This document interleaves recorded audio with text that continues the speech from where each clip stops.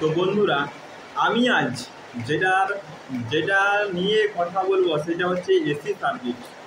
তোমরা হয়তো এটা পড়েছো AC circuit.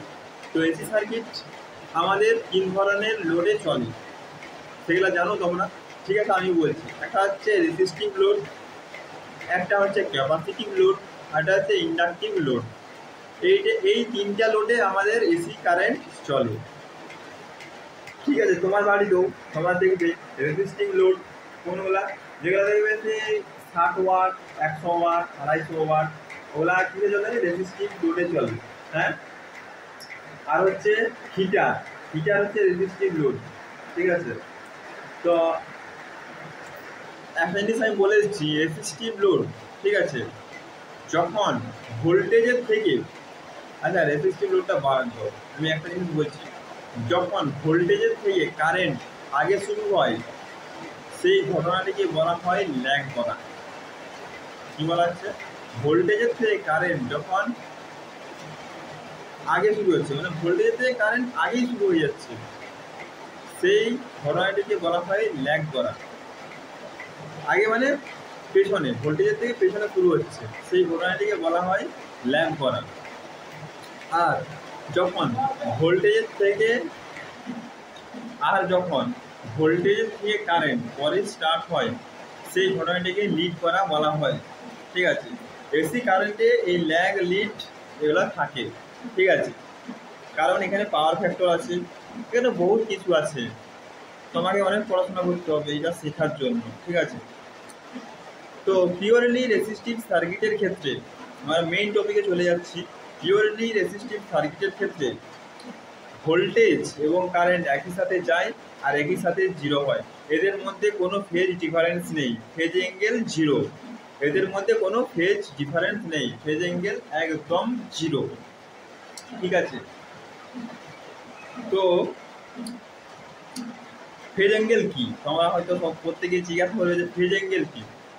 The angle between voltage and current is called phase angle. মানে ভোল্টেজ আর কারেন্টের মধ্যে যে অ্যাঙ্গেলটা থাকে সেই অ্যাঙ্গেলটাকে বলা হয় ফেজ অ্যাঙ্গেল। ঠিক আছে, এটা বুঝতে পেরেছো তো? তারপরে চলে যাচ্ছি আমি ক্যাপাসিটিভ লোডে। পিওরলি ক্যাপাসিটিভ লোড, ঠিক আছে, পিওরলি ক্যাপাসিটিভ লোডের ক্ষেত্রে ভোল্টেজের থেকে কারেন্ট 90 ডিগ্রি লিড করে। ক্যাপাসিটরের ক্ষেত্রে লিড করে আর ইন্ডাকটিভ এর ক্ষেত্রে ল্যাগ করে। তো লিড করে মানে ক্যাপাসিটরের ক্ষেত্রে 90 ডিগ্রি লিড করে, মানে 90 ডিগ্রি পরে শুরু হয়, মানে ভোল্টেজটা আগে শুরু হয়ে যাচ্ছে। দেখবে না সাইনোসয়েডাল ওয়েভ, ইউটিউবে অনেক ভিডিও আছে, হ্যাঁ, এসি কারেন্টের। আমি একটা ভিডিও হয়তো বানাতে পারি। ঠিক আছে, তো এরকম একবার পজিটিভ একবার নেগেটিভ, একবার পজিটিভ একবার নেগেটিভ, এটা হয়, এসি কারেন্টটা হয়। তো ওখানে যখন ক্যাপাসিটিভ কোনো সার্কিটে আমাদের কারেন্ট সংযুক্ত হয়, তখন আমাদের ভোল্টেজ আগে শুরু হয়, কারেন্ট পরে শুরু হয়।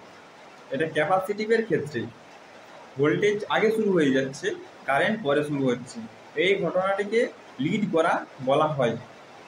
এটা হচ্ছে পিওরলি ক্যাপাসিটিভ এর ক্ষেত্রে। আর আর তোমার হচ্ছে, তাহলে পিওরলি ক্যাপাসিটিভ সার্কিটের ক্ষেত্রে এর ফেজ অ্যাঙ্গেল হচ্ছে 90 ডিগ্রি। ঠিক আছে, 90 ডিগ্রি লিড। আর পিওরলি ইন্ডাকটিভ সার্কিটের ক্ষেত্রে ভোল্টেজ থেকে কারেন্ট আগে শুরু হয়, মানে ভোল্টেজ শুরু হওয়ার আগেই কারেন্ট শুরু হয়ে যায়, তারপরে ভোল্টেজ স্টার্ট হয়। ঠিক আছে, এই ঘটনাটিকে ল্যাগ করা বলা হয়। ঠিক আছে, তোমরা হয়তো দেখে থাকবে। ঠিক আছে, আমাদের তিন ধরনের লোড ব্যবহার করি, একটা হচ্ছে রেসিস্টিভ, ক্যাপাসিটিভ আর হচ্ছে ইন্ডাকটিভ। ঠিক আছে, আর হচ্ছে রেসিস্টিভকে, ঠিক আছে, রেসিস্ট্যান্সকে আর দিয়ে প্রকাশ করা হয়, ক্যাপাসিটিভকে বা ক্যাপাসিট্যান্সকে সি দিয়ে প্রকাশ করা হয়, আর ইন্ডাক্টরকে এল দিয়ে প্রকাশ করা হয়। আরসি সার্কিট, যেখানে আরসি সার্কিট লেখা থাকবে না, সেখানে হচ্ছে তোমার রেজিস্ট্যান্সও আছে আর ক্যাপাসিটিভও আছে, এটা মাথায় রাখবে। পিওরলি রেসিস্টিভ সার্কিট, মানে সেখানে শুধু রেসিস্ট্যান্স আছে, ঠিক আছে, সেখানে শুধু রেসিস্ট্যান্স আছে। পিওরলি রেসিস্টিভ সার্কিট মানে সেখানে শুধু রেসিস্ট্যান্স আছে।